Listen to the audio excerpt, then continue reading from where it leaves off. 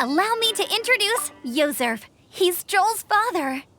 Dad, this is that traveler I was telling you about. The traveler's helped me out loads in the past, and this time we even built a snowman together. Joel has told me everything about you. I can't thank you enough. Wow! This is amazing! Wait a second. Why is Cyrus discreetly wiping tears away? And what is Pallid doing here? Pallid is the hero of the hour this time. Go on, Pallid. Tell us what happened in your own words. Okay. The weather was fine on that fateful day, and I had a feeling that Lady Luck was smiling down on me. So I trusted my gut and set off to explore somewhere new, somewhere dangerous. Because where there is great danger, there is also great treasure. Why does this sound so hard to believe? But I had only been away from the group for a short while when I fell down a slope and just started rolling. Uh-oh. Did my bad luck rub off on him when we ran into each other on the mountain? The place I fell to was somewhere I didn't recognize, and I'd sustained a few injuries. I remember thinking to myself, this is the worst luck I've ever had in my whole life. Then I met Yozerv. He'd heard the sound of me falling and came out to see what was going on. Huh? Wow! So it was completely by chance then! I thought he must have been someone from the Adventurers Guild here for the event, but after a few words of conversation, it was clear that he was having memory problems. He didn't even know his own name. The temperature was freezing, and there was no time to deal with all that there and then, so I convinced him to come back to the camp with me and figure everything else out after we got there. We got back to the camp, ran into Joel, and the moment he saw him, he froze for a second with this completely stunned expression on his face, and then he started crying out, "Dad! Dad!" That's when Yozerv suddenly started to remember. My memory has still not fully recovered, but Joel and his mother, they are the only ones that I will not, no, that I cannot forget. Daddy. Daddy's right here, Joel. Daddy's right here. Yozerv, don't you remember anything else at all? The poor princess, feeding the foxes? I'm sorry. I have no recollection. Maybe it's because of the head trauma. I'm not sure. I woke up and found myself covered in blood. My things were gone, and there was nothing to indicate who I was or how I got there. I crawled into a cave and settled in for a slow recovery. After my legs and feet were a little better, my hunting skills were what kept me alive. Dad, I was so worried about you. I'm all right now, Joel. Oh, don't cry. Daddy's not going anywhere. I'm here to stay. Oh, this is good. This is good.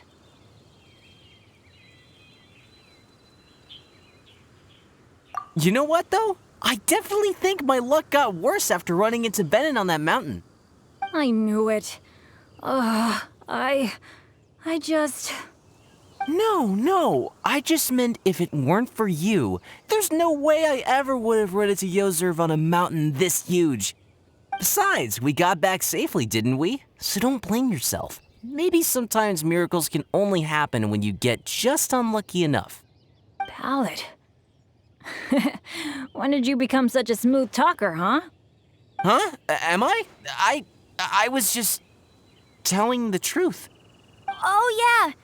I want to say thank you to the Traveler, Uncle Cyrus, Auntie Eula, and Auntie Amber.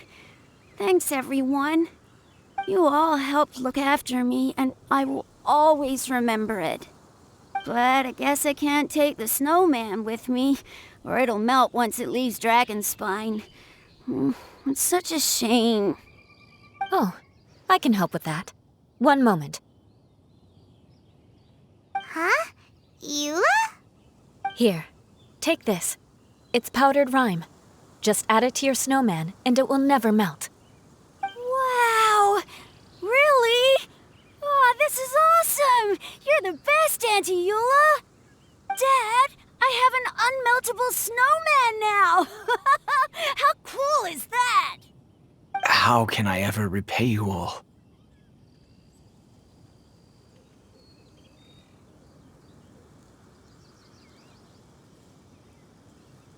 Thank you all.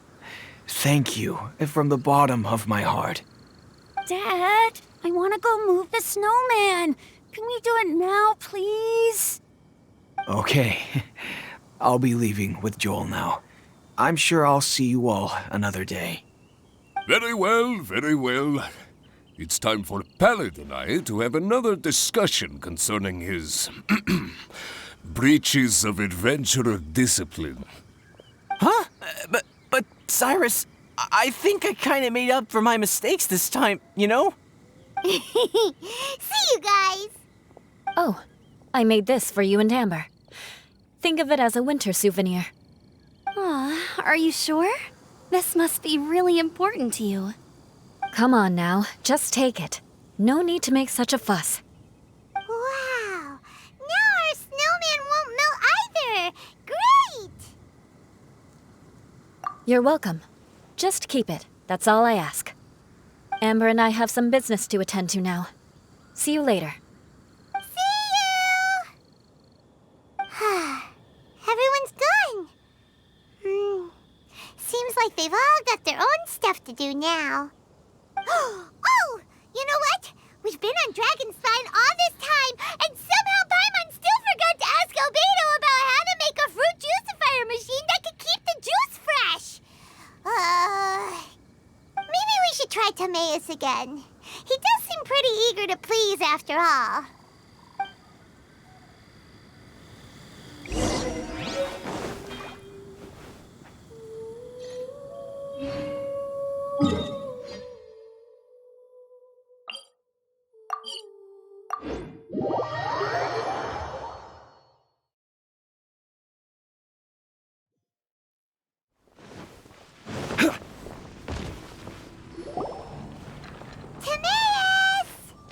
Traveler and Paimon, what can I do for you?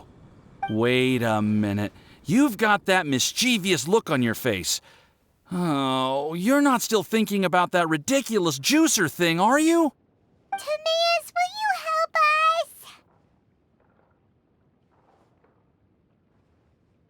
help us? Well, if the Traveler isn't really interested, then, yeah, maybe I'll give this one a pass. It's just the weirdest request ever. No, but Paimon's Sunsetias are gonna go to waste without it. And the time it would take me to research something like that, I could probably pick those Sunsetias again 10 times over. New research project, Timaeus? We meet again.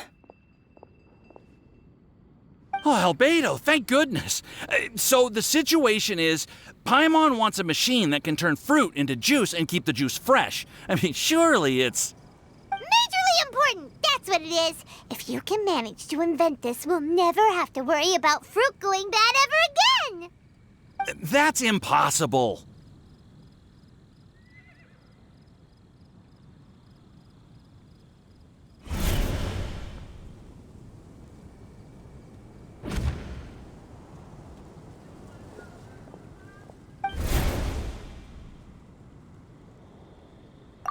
Turning fruit into juice is not hard, but keeping it fresh is more difficult.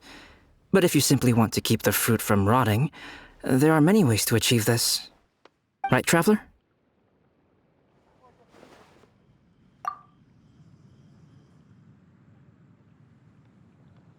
What about his neck?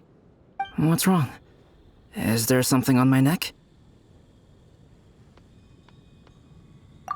From the look on your face, it's as if you thought I just played a practical joke on you that was in exceedingly poor taste.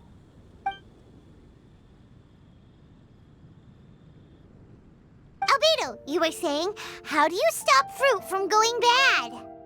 Well, one way would be to bury your fruit on Dragonspine, where the snow never melts all year round. But then Paimon won't be able to eat them! You could always live on Dragonspine. No, too cold for Paimon. Or you can give the fruit to me, and I would take it to Dragonspine for you. But since you don't like the cold, you'd have to send someone else to pick them up when you want them. This is where you come in, Traveler. Suddenly sounds a lot more feasible with other people doing all the work.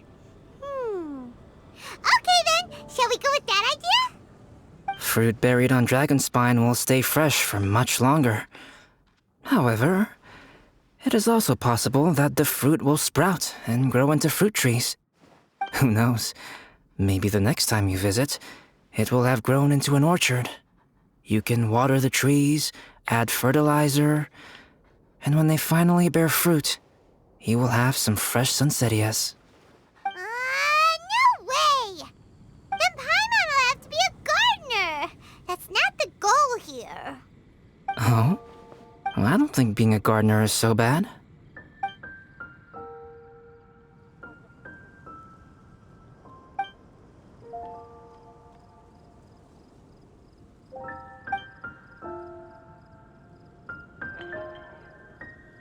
Albedo!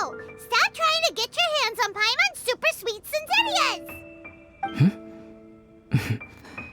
It bothers you, does it? Of course it bothers Paimon! They are the rarest, super-duper sweetest Sinzetias ever! And they're not for you! Okay, but they're just Sinzetias.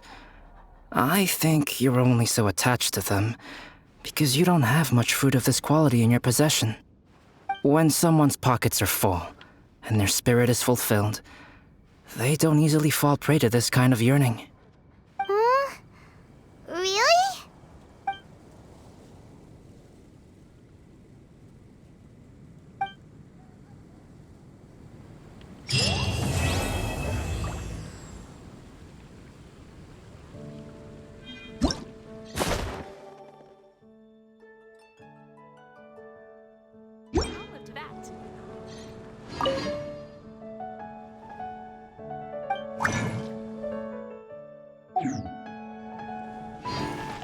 Dragonspine is too cold for ordinary fruit trees to survive. But if, one day, Dragonspine did become home to gardens and orchards, there would be more reasons for people to visit. Perhaps a little life is the key to attracting people. Life may exist in all kinds of unfathomable forms, and in all manner of unthinkable environments. Mysterious, yet tenacious. Perhaps this is what makes life so special. Fascinating.